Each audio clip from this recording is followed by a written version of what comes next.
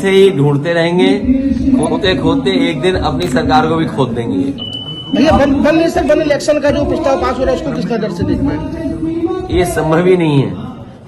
ये मन विधान से चलने वाले लोग हैं। लोकतंत्र पे नहीं, एक तंत्र पे भरोसा करते हैं। ये तानाशाही के पक्षधर लोग हैं। ये एक तंत्र चाहते हैं और ये भी चाहते हैं कि खबर कौन सी चले, कौन सी ब्रेकिंग न्यूज हो, कौन सा चैनल उनका दिखाए, कौन सा चैनल उनका हो। सर, आवारा जानवरों को लेकर किसान लगातार परेशान। मस्जिद का मुद्दा ना समझिए। मुझे उसमें कुछ नहीं कहना। मैंने पहले भी कहा है, अगर उनको लगता है, क्योंकि वो विचारधारा भारतीय जनता पार्टी की अंडरग्राउंड विचारधारा है। भारतीय जनता पार्टी के लिए वो विचारधारा अंडरग्राउंड काम करती है, सुरंग खोद करके काम करती है। तो वो जो आज बात कही जा रही है, कम से कम उन्हें भारतीय जनता पार्टी के लोगों को समझाना चाहिए। अगर वो एक फोन भी कर दें मुख्यमंत्री जी को, तो कोई भी सर्वे और कोई भी ऐसा विवाद नहीं होगा। लेकिन हर जगह राजनीतिक लाभ लेना चाहते हैं। ये तमाम स्टेटमेंट इसलिए आ रहे हैं कि वो राजनीतिक लाभ लेना चाहते हैं। आज समस्या क्या है? आज बॉर्डर पे किसान नेता भूख हड़ताल पे बैठे थे, अनशन पे बैठे हैं। उनकी जान बचेगी कि नहीं बचेगी, उनका स्वास्थ्य कैसा है या स्वास्थ्य अच्छा रहेगा कि नहीं रहेगा, इस सवाल है। सोचिए, आज हम और आप जब चौधरी चरण सिंह जी को याद कर रहे हैं, उसी समय बॉर्डर पर किसान नेता बैठे हुए भूख हड़ताल पर। तो अभी भी ये सरकार जो किसानों के लिए फैसले लेने चाहिए, किसानों के फैसले नहीं लिए। ध्यान हटाने के लिए किसान के सवाल न पूछे कोई, रोजगारी पर कोई सवाल न करे, महंगाई पे कोई सवाल न करे। और आपने देखा नहीं, अभी अगर आप नमकीन पॉपकॉर्न खरीदोगे तो 12% जीएसटी है, और अगर मीठे पॉपकॉर्न लोगे तो आपको 18% जीएसटी देनी पड़ेगी। तो आज 14 साल की जयंती पर मुख्यमंत्री ने क्या नहीं लगता कि नेताजी को भारत रत्न मिलना चाहिए? ये पक्ष हमारे पार्टी के और लोग नेता बोलेंगे, प्रेस के लोगों को बोलना ही अच्छा नहीं लगता। विधायक है हरीश चाल के, उन पर एमपी एमएलए कोर्ट में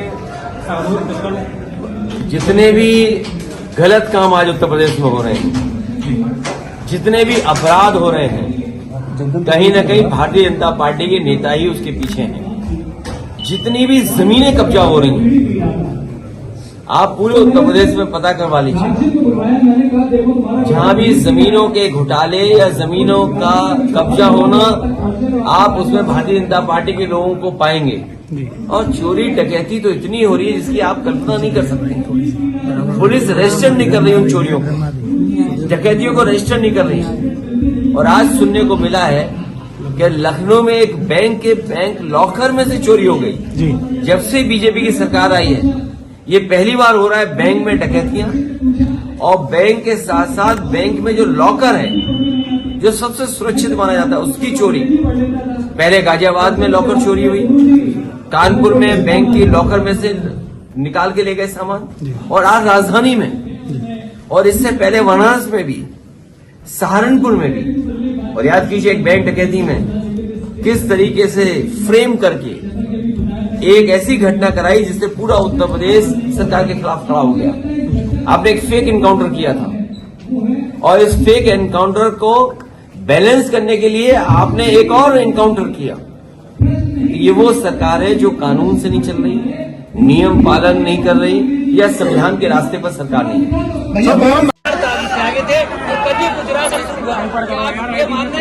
आपका इशारा मोदी जी की तरफ है, योगी मोदी की तरफ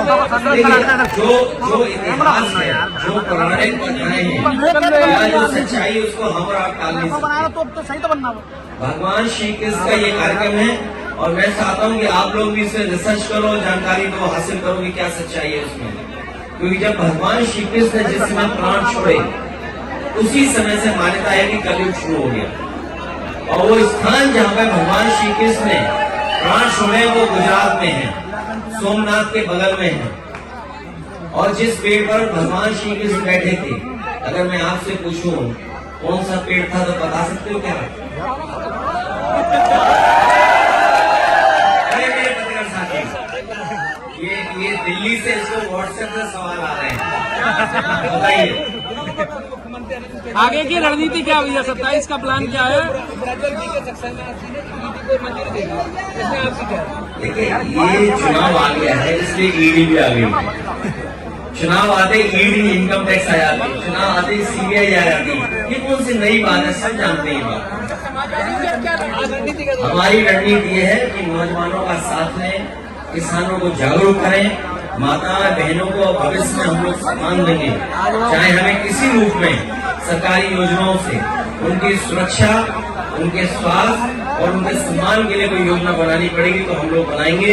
पूर्व में भी हम लोगों ने अच्छी योजनाएं बनाई थी जो आज भी जनता को दिखाई दे रही है, चाहे वो एम्बुलेंस हो, चाहे पुलिस को गाड़ी हो, चाहे वो लैपटॉप हो और चाहे बड़ी बड़ी सड़कें बनाई हो, चाहे बिजली का इंतजाम किया और नहरों का पानी फ्री किया हो, सब याद है लोगों को। देखिए, भारतीय जनता पार्टी जानबूझ करके ऐसी बहस छेड़ना चाहती है देश में जिससे उसे लाभ मिले। वो लोकसभा परिसर की घटना है। कई बार लोकसभा परिसर में ऐसी घटनाएं हुई हैं जिसमें एफआईआर दर्ज नहीं हुई। आपको याद होगा लोकसभा में देश के बहुत बड़े नेता भारतीय जनता पार्टी के वो 1 करोड़ रुपए लेकर आए थे और उन्होंने टेबल पर रख दिया था लोकसभा में। क्या उस समय एफआईआर दर्ज हुई थी किसी पे? एक जेपीसी बन गई थी, जेपीसी के माध्यम से उस पर चर्चा करके जो कार्रवाई करनी थी वो विधान लोकसभा के अंदर हुई। लेकिन ये जानबूझ करके भारतीय जनता पार्टी लोगों को डराना चाहती है। एफआईआर से, झूठे मुकदमों से कोई डरने वाला नहीं है।